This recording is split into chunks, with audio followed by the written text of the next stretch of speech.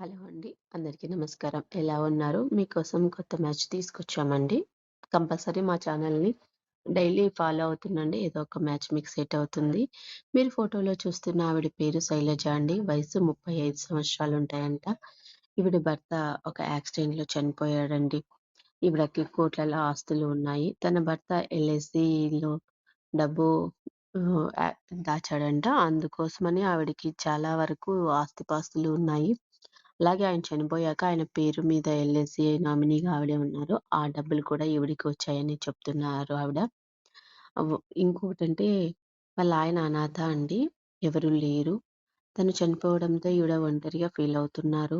రెండో పెళ్లి చేసుకోవాలని చూస్తున్నారు. వయసు కూడా ఏమైపోలేదండి. 35 సంవత్సరాలు మాత్రమే. ఆవిడ పెళ్ళై కూడా 5 సంవత్సరాలు అయిందంటున్నారు. ఆవిడ ఎంబీఏ పూర్తి చేశారండి.